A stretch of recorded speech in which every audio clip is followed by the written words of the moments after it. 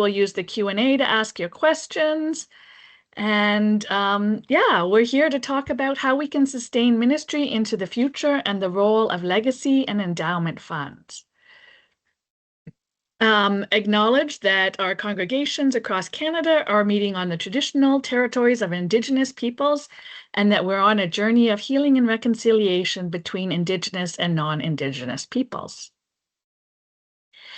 This is the week 3 of a 4-week series on stewardship issues, and it's intended to get you thinking about stewardship issues and particularly the opportunity to ask questions that are relevant to your congregation.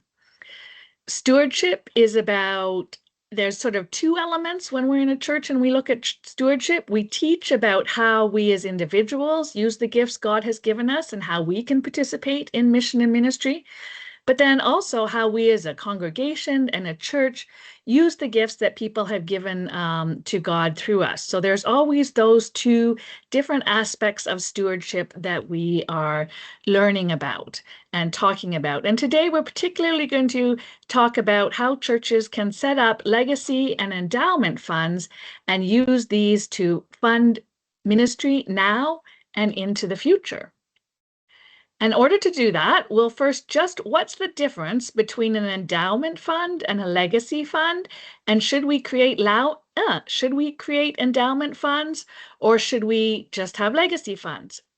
Well, an endowment fund is a very specific term for a fund where the capital is invested and only the interest is used.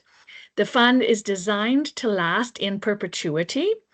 It needs to be large enough to provide enough funds in order to have an impact. So for an example, if you were to have an endowment fund of $50,000 and that was intended to support the ministry into the future of the congregation, you need to know that at 5%, if you had 5% return on your fund, which is pretty good these days, you'd only get like $2,500 to contribute to ministry into the future. So when we're talking endowment and impact, if you're wanting to have an endowment fund, you have to be sure that it's large in the needs that you want it to cover. It's also good if in endowment funds, if you identify circumstances when capital might be encroached or used. So when people are starting endowment funds from now, we often encourage them to put in clauses that if the endowment fund gets down below a certain amount, or if the church is in crisis and under certain circumstances, they can use the capital in the endowment fund, because it's not helpful if you have an endowment fund, say, of even $200,000 and the church is about to close, when that endowment fund, if you're able to use the capital, might be able to extend ministry into the future for another 5 years and turn that church around. So that's just something to consider. And then we use the term a legacy fund for any type of restricted fund where both the capital and the interest can be used, but they're preserved and they're used over time. So the idea with this one is that a larger gift perhaps has been received, but it's not quite large enough to fund mission and ministry in perpetuity. But so let's say you received that $200,000 gift. You may say, we don't want to use this all at once, but we want to use it over time. And so you decide that we're going to use $20,000 over time and we're going to invest it. And then that fund may then last, rather than 10 years, it may last 12 years, 13, 15, may last even longer if other people decide to contribute to the legacy funds and it gets more input. And that's the way some of you have heard about PWS&D's Loaves and Fishes Fund. It's designed for large gifts to be spent over 7 years. And it's been pretty incredible because the money that's been coming in keeps it growing every single year. So it's a good way to use funds over time, which aren't quite large enough to be an endowment, but they allow you to do good planning. So for example, if you think we want to hire a staff, well, we can have a fund that might be, we can help pay their salary, and we know that we can guarantee that for 5 years, and then we can continue to do fundraising or decide what we want to do with that type of fund. There's different ways that people may contribute to endowment funds, or there's different ways that people can fund ministry. We've talked about the offering plate and special projects. And so endowment and legacy funds is a certain stream that some people are really interested in funding. And it's interesting when we study charitable giving overall that churches and religious organizations are really great at asking for gifts through the offering plate, annual gifts, and gifts for special projects, but not very good at asking for endowment or legacy funds. So when they look at charitable givings, religious giving is high for annual gifts, but it's quite low for endowment and legacy funds. And it's often because churches haven't asked for them. Um, you get an ask from the university, you get an ask from the hospital and other charities, but often not from the church. For people to give to an endowment and legacy fund, they need to know that one exists and they need to know what is it going to do. People who give to these type of funds, they can be your members, they can be your adherents, and they can be friends of the church. So it's not necessarily limited to just your members and adherents and people who attend regularly, but it could be people who've attended a community program that has meant a lot to them. Perhaps they were married there, maybe they attended as children or youth. And sometimes you'll get people who've really benefited from the church and know what about its needs and about its dreams and vision because they participated in a community program there. This is a recap from last week, this slide, but this is why people give. Remember that people give out of response to a spiritual discipline. These are your members. These are people wanting to grow in Christ, returning gifts to God. But people will also give because they're asked to give, because they connect with the meaning and the vision that you're doing. And this one is a request for a long-term vision for sustainability is usually what appeals for an endowment or legacy fund and or for something special that you want to do over time that they know needs to come over and above the annual gifts and your special designated funds. It needs a compelling ask and appeal. One thing that's really important, last time I talked about what's important for people to feel confident to give, a clearly stated mission and vision, transparent and accountable processes. People want to know if I give the gift, it's going to be used as intended. Strong leaderships, again, so that they can see how the funds are being used and it's communicated.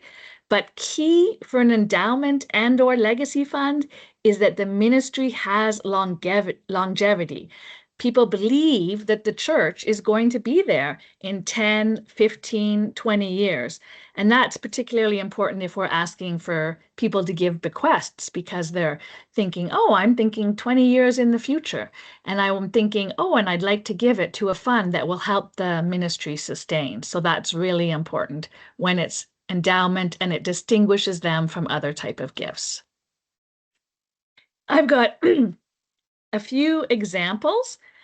So this is one Bethel Church in Nova Scotia. It's an old example. It was started, this is going to be, gosh, over 10, 15 years ago.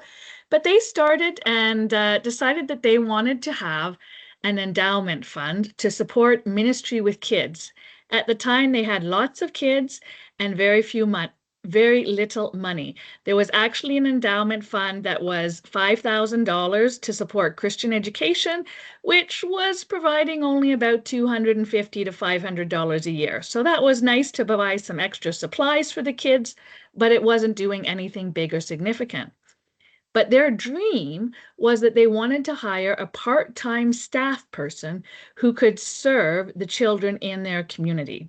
And they wanted to have enough money to be able to know that they could provide that salary.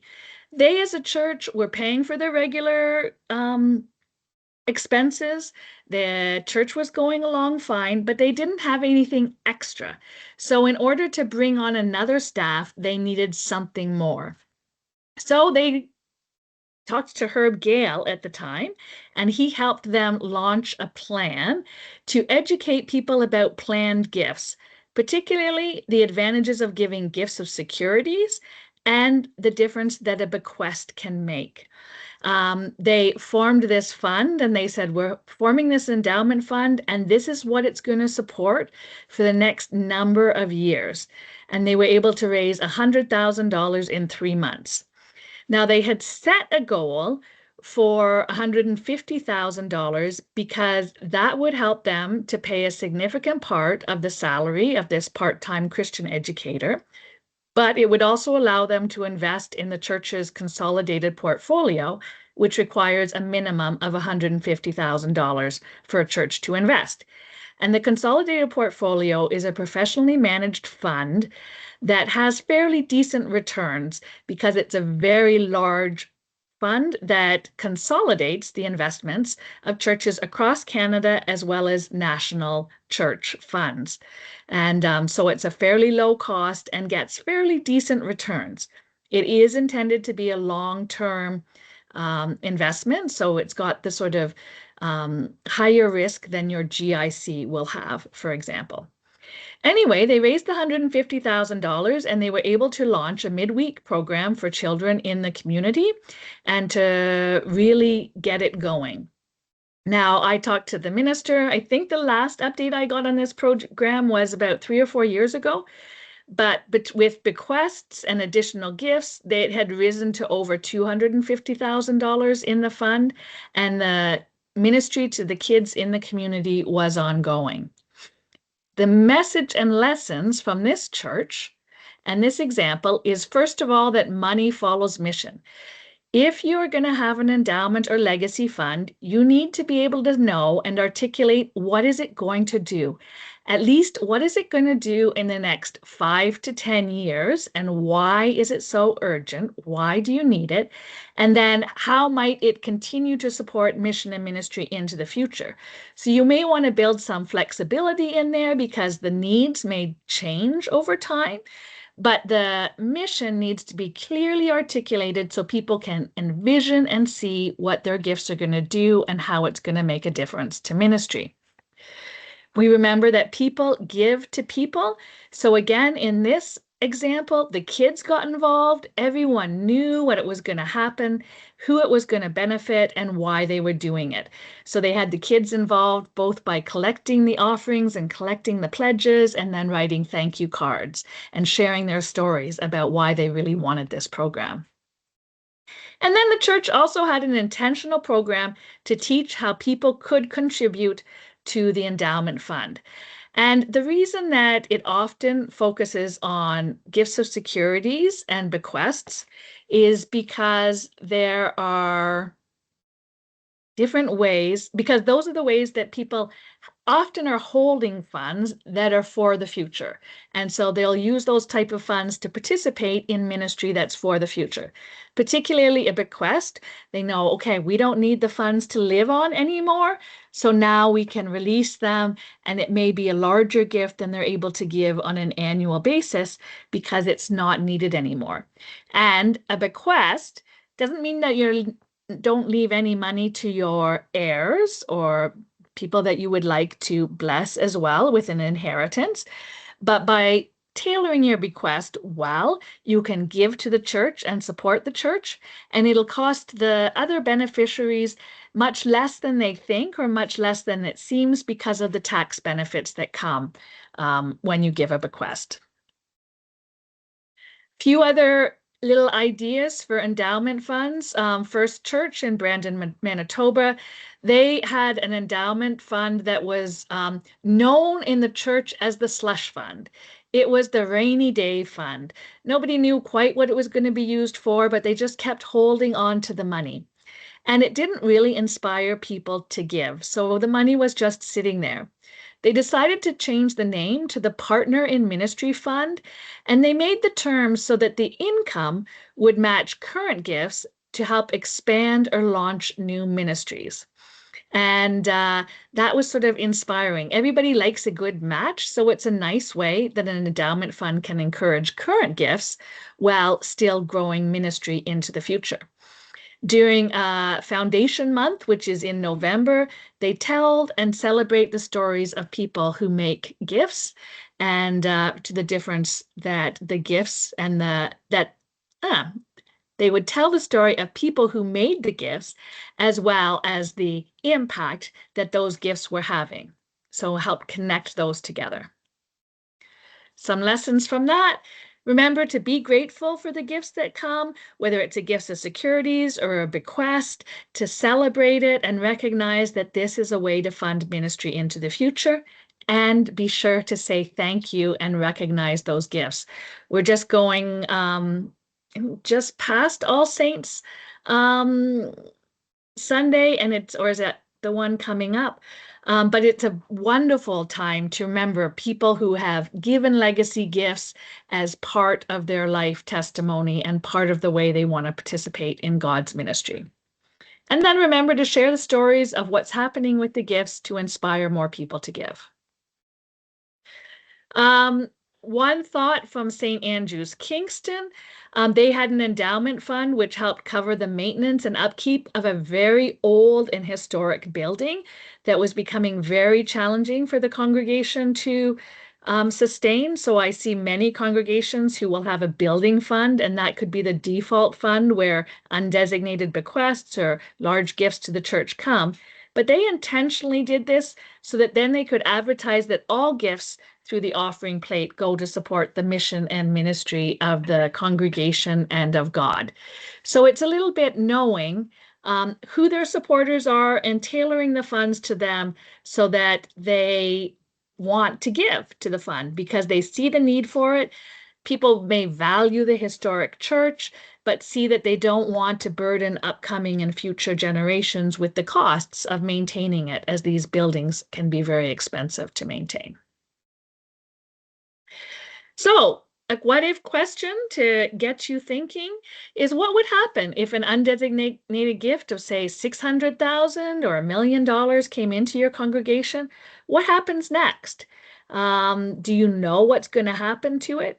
One thing is that the way to really discourage people from making bequests or a large undesignated gift is to have no idea what you're going to do about it and to start fighting about it when it comes in. So the idea is for the church to plan for these type of gifts, to be able to ask for these type of gifts, and when they arrive, whether it's known that they're coming or whether they come as a surprise, they know exactly how it's going to be used and how it's going to participate in God's mission. There's a workbook on presbyterian.ca, Plan Giving, about resources. It's a very, very simple workbook. It doesn't look fancy. It was developed by Herb Gale and myself when Herb Gale retired. It was a project we worked on post his retirement. It's got lots of cut and paste policies and intros to help you build your own endowment or legacy fund. It's got real examples from churches in it and checklists to make sure you're covering, particularly that language that you want that has outlines what the fund is going to do, but then also has terms for how the fund may encroach on capital if needed and outlines all of that. So people feel confident that they're giving this and that it will be used wisely. Well thought out endowment funds and policies will reflect the value of the ministry and reflect the mission and vision that it is doing. It provides the parameters and the limits for the annual spending of the fund. It ensures the oversight and safeguarding of the assets, often through a committee, though, as we find more and more churches don't have the people who have the skills to be a committee to oversee the endowment specifically. It can be overseen by the session, and if it's invested in the PCC's consolidated portfolio, then they don't have to worry about the actual management of the fund and how it's invested. And then it also has mechanisms in it for communication about the fund and how it will be promoted and celebrated.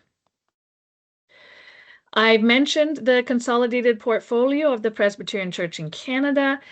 This is something we actually don't advertise. We're not allowed to advertise it publicly or formally, though we are allowed to talk about it. So there's a little bit funny things and regulations.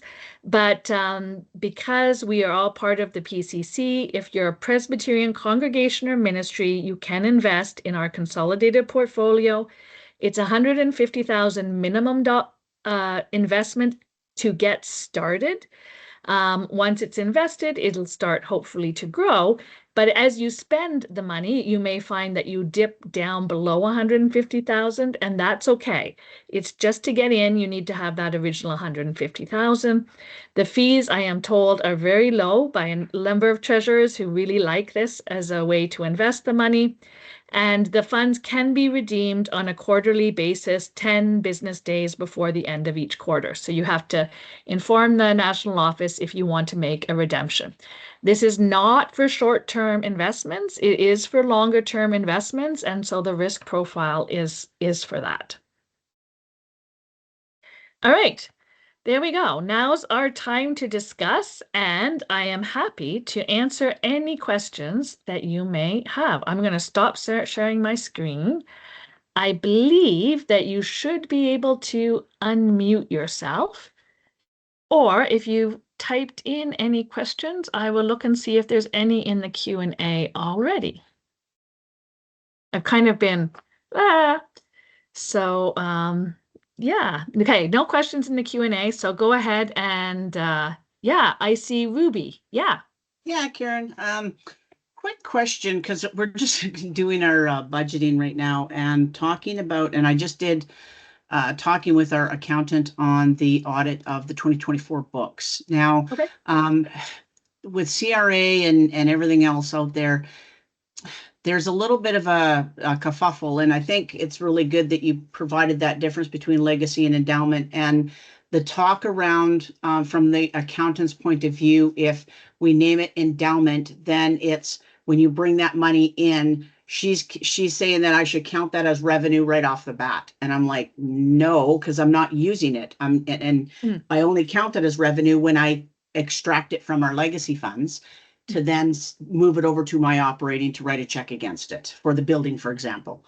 And so I'm wondering if there's anything that has been encountered from national or others that they're having that issue of talking with the accountant to try to, say that, like, we received a bequest last January in 2024 for $50,000, but it was specific to where we could put it, what we needed to use it for. And so it was to be drawn out over 10 years. So I don't record that as revenue right off the bat for that 50,000 bequest because I'm not using it yet until under the terms of what it was given. And the accountant did my books and said, no, she moved it over to record it as revenue right off the bat. And I said, if that's the case, and when we get these bequests or contributions to our legacy funds, whether it's for building or whatever you have as ministries, and I have to record it as revenue right off the bat, that changes the whole T3010 charity return. And how does that affect us? Like, have you encountered that, or how do I talk to the accountant to say, no, this is how we account for these things? Because if we recorded all of that bequests that come in as revenue right up front, that skews like everything. Yeah, so I I probably agree with the accountant. But I'm going to say it depends. So, from what I understand of the T3010, they ask you to report all money that has been receipted in, say, 2025. So that's going to include your bequest money of 50,000, even if Correct. it is going into a reserved fund. So that's like in the T3010. For the national office, when we're doing our statistical report, we ask you to report all the money that's received, but then we have line 16, which says any money that's going to be spent in the future, you can report it on line 16. We're going to take it out of that, and it is going to come up when it's spent. So how you do your books for the church, it should follow the regular normal accounting procedures. So, but you can tell people that if there's an over, if the income looks like it's inflated, well, this was a bequest and we have transferred it to our bequest fund. That's the way I understand it. For national church offices, it's not going to bump up your Presbyterian sharing recommended allocation or your pension assessment because we base that on a dollar base and we remove any of those big gifts from the consideration of the dollar base until they're spent. Okay. Thanks.